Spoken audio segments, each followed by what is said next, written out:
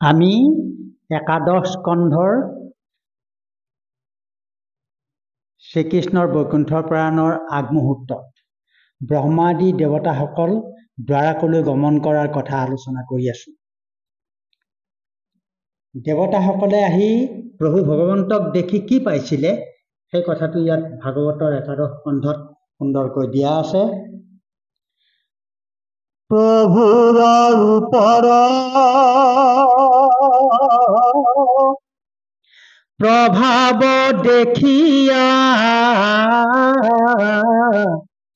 দেৱগণ সচকিত লাগিল ধ্যান নভাষয় আনন্দে নধৰ চিত্ত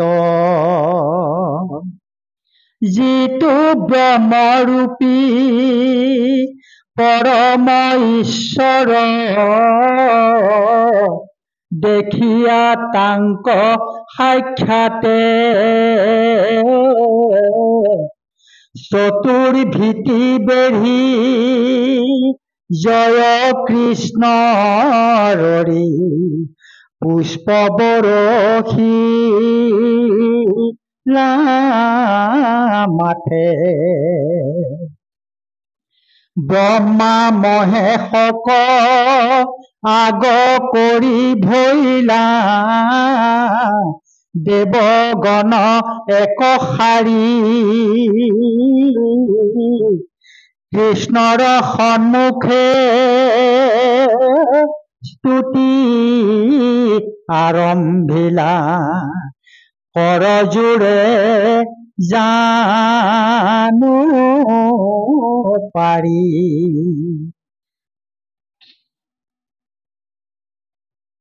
দ্বাৰকালৈ যেতিয়া সমস্ত দেৱতাসকল আহিছে, ত্ৰিদশ বুলি কৈছে, গোটেই স্বৰ্গৰাজ্য উদং হৈ আহিছে। দেৱতাসকল আহি ভগৱন্তৰ ৰূপ দেখি তেওঁলোক অবাক হৈ গ'ল। ঐশ্বৰ্য বিভূতি দেখিও, দ্বাৰকাৰ ঐশ্বৰ্য বিভূতি দেখিও তেওঁলোক অবাক হৈ গৈছে। ইয়াত কৈছে প্ৰভুৰ ৰূপৰ প্ৰভাৱ দেখিয়া দেৱগণ সচকিত লাগিল ধ্যান নভাষয় আনন্দে নধৰ চিত্ত। ভগৱন্ত প্ৰভুৰ ৰূপৰ সৌন্দৰ্য দেখি, যিটো সময় ৰূপ লৈ পেলাই তেওঁ আছে, সেই ৰূপ দেখি পেলাই তেওঁলোকে চকু আঁতৰাব নোৱাৰা হৈ গ'ল আৰু অন্য ক'তোৱেই তেওঁলোকৰ চকু নপৰা হ'ল। ভগৱন্ত প্ৰভুৰ ৰূপৰ পৰা, ভগৱন্ত প্ৰভুৰ দেহৰ পৰা যেন চকু আঁতৰাই আনিব পৰা ক্ষমতা তেওঁলোকৰ নাইকিয়া হৈ গ'ল। যিটো ব্ৰহ্মৰূপী পৰম ঈশ্বৰ দেখিয়া তাংক সাক্ষাতে চতুৰ্ভীতি বেহি জয় কৃষ্ণ ৰৰি পুষ্প বৰষিলা মাথে। যে ভগৱন্ত যিজন ব্ৰহ্মৰূপী, সেই পৰম ঈশ্বৰ পুৰুষ, অনন্ত কোটি ব্ৰহ্মাণ্ডৰ গৰাকী, সেইজনক সাক্ষাতে দেখা পাই পেলাই এনেকুৱা এটা হৈছে যে আমাৰ নিচিনা ভাগ্যৱান আৰু কোনোৱেই নাই। সমস্ত দেৱগণ, ব্ৰহ্মা, ত্ৰিপুৰাৰী, মহেশ, এই সকলোবিলাকে কল্পনা কৰি কৈছে যে আমাৰ নিচিনা ভাগ্যৱান আৰু কোনোৱেই নাই। সেইকাৰণে তেওঁলোকে ৰূপ দেখি দেখি দেখি দেখি অৱশেষত ব্ৰহ্মা আৰু মহেশক আগ কৰি লৈ পেলাই দেৱগণ এক শাৰী হৈ বহি লৈছে। লৈ পেলাই কৃষ্ণৰ সন্মুখত স্তুতি আৰম্ভ কৰিছে। জানো পাৰি আঁঠু কাঢ়ি লৈ কৃষ্ণ প্ৰভুক নমস্কাৰ কৰিছে। সেইটো কৈছে ইয়াতে, ব্ৰহ্মা মহেশক আগ কৰি ভৈলা দেৱগণ এক শাৰী কৃষ্ণৰ সন্মুখে স্তুতি আৰম্ভিলা কৰজোৰে জানো পাৰি। ব্ৰহ্মা মহেশকে আদি কৰি সমস্ত দেৱগণে কৃষ্ণক স্তুতি কৰিবলৈ লাগিছে। এতিয়া গুৰুজনে আমালৈ কৈছে, শুনা নৰলোক মুকুতি মিলোক কৃষ্ণত ভকতি কৰা যমপুৰে পুনু আপুনি নিষ্ঠৰা পুৰুষ হবে উদ্ধাৰা। পিতৃ মাতৃ কুলে যতেক পুৰুষ নৰকত আছে পৰি। ঐত পুত্ৰে হৰি ভকতি কৰন্তে স্বৰ্গলোকে যাই লৰি। ভাগৱতত কৈছে, আমাৰ মহাপুৰুষ গুৰুজনাই কৈছে যে সমস্ত কৰ্মক, অন্য কৰ্মক বাদ দি পেলাই ভগৱন্তৰ নাম স্মৰণ কৰা, তেওঁৰ নাম লোৱা, হে নৰলোক, তেতিয়াহে মুকুতি মিলিব।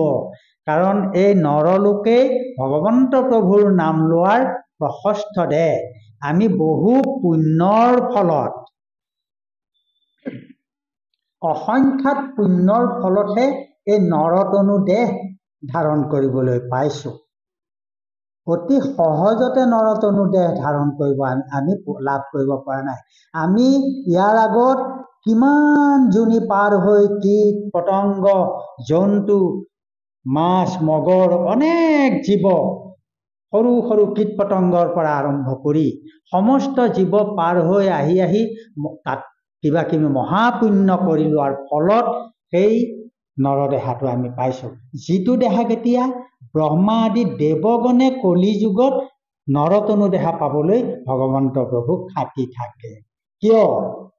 যে নৰতনু দেহাৰ বাহিৰে অন্য জীৱবিলাকে সকলোতেই ব্ৰহ্মময়, সকলোতেই ভগৱন্ত বিৰাজমান, পৰমাত্মা ৰূপেৰে সমস্ত জীৱতে আছে। কিন্তু এই নৰৰূপী মানুহে, জীৱশ্ৰেষ্ঠ মানুহে যেনেকৈ ভগৱন্ত প্ৰভু একনিষ্ঠভাৱে প্ৰাৰ্থনা কৰিব পাৰিব, ভগৱন্তৰ নাম গুণ ল'ব পাৰিব যেতিয়াই তেতিয়াই, অন্য জীৱবিলাকৰ সেই অধিকাৰ নাই। অন্য জীৱবিলাকে তেনেধৰণে ল'ব নোৱাৰে। সেইকাৰণে মানুহৰ জীৱনক, মানুহৰ দেহটোক শ্ৰেষ্ঠ বুলি কৈছে। এই নৰদেহাটোক শ্ৰেষ্ঠ বুলি কৈছে। মানৱ শ্ৰেষ্ঠ আমি, জীৱ শ্ৰেষ্ঠ আমি। সেইকাৰণে আৰু এই দেহতেহে পাম।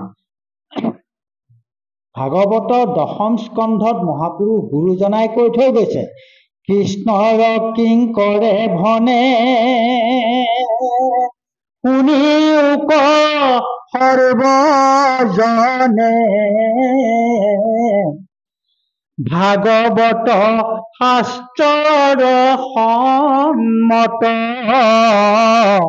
কত কোটি পুণ্য ৰাশি।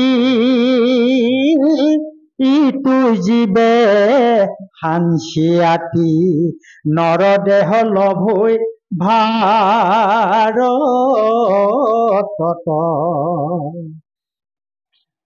কিমান পুণ্য কৰাৰ ফলত নৰদেহ পাইছোহি, ভাগ্যৰ বলত, পুণ্যৰ বলত।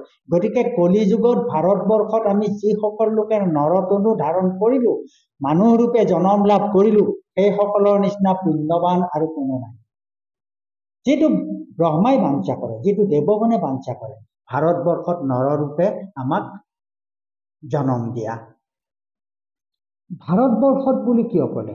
এই ভাৰতবৰ্ষ পুণ্যত ধন্য ধন্য কলিকাল, ধন্য নৰতনু ভাল, ধন্য ধন্য ভাৰত বৰিষে। এই ভাৰতবৰ্ষখনকে পুণ্যৱান দেশ বুলি পেলাই আখ্যা কৰিছে ভাগৱতেও, শাস্ত্ৰও, গুৰুজনায়ো, সমস্ত লোকে। কিয়? ইয়াতে মহা ঋষিসকলৰ আৱিৰ্ভাৱ হৈছিলে। মহা ঋষিসকলে ইয়াত জন্ম লাভ কৰিছিলে।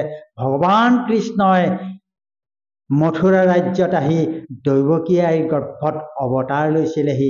দৈৱকী বসুদেৱৰ ঘৰত আহি পেলাই অৱতাৰ লৈছে। ইমান পুণ্যৱান ভগৱান প্ৰভু যেতিয়া নেকি ইয়াত অৱতাৰ হৈছে। গতিকে ভাৰতবৰ্ষ, আৰু বহুত কথা আছে। গতিকে ভাৰতবৰ্ষখন হৈছে অত্যন্ত পুণ্যৱান দেশ। এই ভাৰতবৰ্ষত সকলোবিলাকে আশা কৰে যে আমি ইয়াতেই জন্ম ল'ব লাগিব। মহা ঋষি, মহাঋষি যিসকল আপোনালোকেও গম পাইছে, আপোনালোকে জানেই, সেইসকলে ভাৰতবৰ্ষতেই আহি পেলাই ঈশ্বৰ চিন্তা কৰিছিলহি। 2800 সহস্ৰ ঋষি বেদত প্ৰধান, বিষ্ণুৰ নৈমিষা ক্ষেত্ৰ অতি পুণ্য স্থান।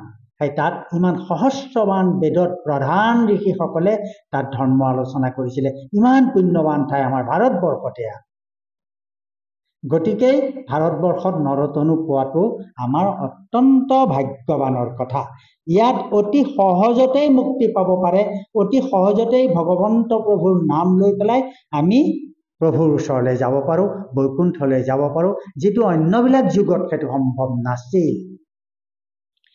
তাকে লাগিব একান্ত ভকতি, ভগৱন্তৰ চৰণত, কৃষ্ণ প্ৰভুৰ চৰণত শৰণ। শৰণ মানে আশ্ৰয়, শৰণ ভাগ ল'বই লাগিব। এজন সৎগুৰুৰ ওচৰত গৈ শৰণ লৈ পেলাই নিয়ম নীতিখিনি শিকি, সামাজিক নিয়ম নীতিখিনিও শিকিলে, পৰিয়াল কেনেকৈ চলাব লাগিব সেইখিনি শিকিলে, ভগৱন্তৰ নাম গুণ কেনেকৈ ল'ব লাগে তাকো শিকিলে, আৰু নিজৰ দেহাটো সংস্কাৰ হৈ গ'ল। নহ'লে শৰণ নোহোৱালৈকে আমাৰ দেহাটোক এৱা ঘটৰ লগত তুলনা কৰিছে। এৱা ঘট বুলি কৈছে। এৱা ঘটত যেনেকৈ গাখীৰ ভৰাই পেলাই খাব নোৱাৰিব, আমাৰ শৰণ বিনা এই দেহাটোৱেও ভগৱন্তৰ নাম শুদ্ধভাৱে ল'বলৈ অসুবিধা হয়, ল'ব নোৱাৰিব। বহুতেই জানে ভগৱন্তৰ নাম ল'ব পাৰিছে, কিন্তু শৰণ বিনা তেওঁলোকে হ'ব নোৱাৰিব। সেয়ে শৰণটো ল'ব লাগে। শৰণ ভজন এইবিলাক লোৱাটো দৰকাৰ।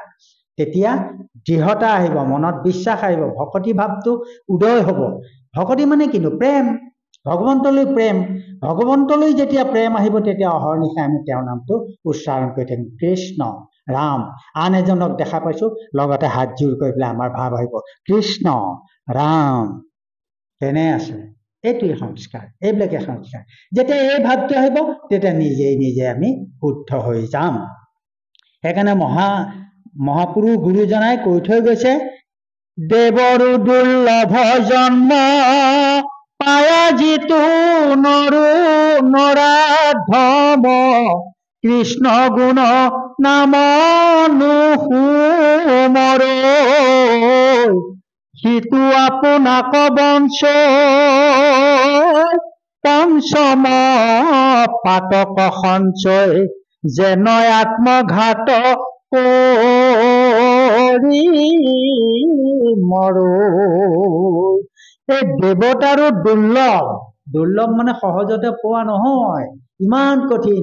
সেই মনুষ্য জন্ম পায়ো যিজন লোকে ভগৱন্তৰ শ্ৰীচৰণ চিন্তা নকৰিলে, যিজনে ভগৱন্তৰ নাম নললে, কেৱল নিজৰ কৰ্মতেই সংসাৰ কেনেকৈ চলাব লাগিব, কেনেকৈ ধন ঘটিব লাগিব, কোনটো ৰাস্তাৰে গ'লে মই সৰহকৈ টকা পাম, এই চিন্তাতেই যদি অহৰ্নিশে দিন পাৰ কৰিছে, সময় পাৰ কৰিছে, তেওঁ নৰাধম বুলি কৈছে। নৰৰ অধম, নৰাধম। তেওঁ নিজে আত্মঘাতী কৰাৰ নিচিনা হৈছে। সেইকাৰণে আমালৈ উপদেশ দি গৈছে কি? জানি এৰাই আন কৰ্ম, কলিত কীৰ্তন ধৰ্ম, হৰি নাম জগত উদ্ধাৰ, শাস্ত্ৰৰো এহিষে মজ্জা, নামে সে পুণ্যৰ ৰাজা, আন ধৰ্ম ইহাৰ কিংকৰ। বাকী সমস্ত ধৰ্ম তেওঁ দাস বুলি কৈছে। যিমানবিলাক ধৰ্ম আছে, কেৱল হৰিনামেই ধ্বজা, হৰিনামেই পতাকা স্বৰূপ হৈ আছে। ধৰ্মত ধ্বজা হৰিনাম, হৰিনামৰ ওপৰত অন্য কোনো নাম তুলনা কৰিব নাপায়। আন দেৱতাৰ নাম হৰিনামৰ লগত একে কৰি পেলাব নাপায়। বাৰম্বাৰ মানা কৰিছে। কাকো হিংসা কৰিবলৈ দিয়া নাই, মানা কৰিছে, হিংসা কাকোৱে নকৰিবা, কিন্তু কৈছে যে ভগৱন্তৰ সৈতে সমপৰ্যায়লৈ নানিবা। সমপৰ্যায় কেতিয়াও সম্ভৱ নহয়, কাৰণ মুকুতি দিব পৰা, জীৱৰ গতি সাধন কৰিব পৰা ক্ষমতা এক ভগৱন্ত কৃষ্ণদেৱ, নাৰায়ণ, ৰাম প্ৰভুৰ বাহিৰে আন কাৰোৰেই নাই। এই কথাষাৰ হৃদয়ত ভাবি ল'ব লাগিব, লৈ পেলাই ভগৱন্তৰ নাম তেতিয়া ল'ব। এতিয়া কি কাৰণে কৈছে কথাটো? যে আমি এদিন জন্ম হ'লে এদিন আমাৰ এই ধৰাধামৰ পৰা আমি পৰলোকলৈ গতি কৰিবই লাগিব। এইটো প্ৰত্যেকেই জানে, সমস্তই জানে। দিনে দিনে আমাৰ আয়ু চাপি আছে, কোন কেতিয়া যাব লাগিব তাৰ কোনো ঠিকানা নাই। গতিকে সেইকাৰণে কৈছে, দিনে দিনে তুতে আয়ু, কৈত পৰে প্ৰাণ বায়ু, হেলাইৰি ধৰা গুণ নাম, কৃষ্ণ হৰি বোলা মুখে, বৈকুণ্ঠে লভিবা সুখে নিৰন্তৰে বোলা ৰাম ৰাম।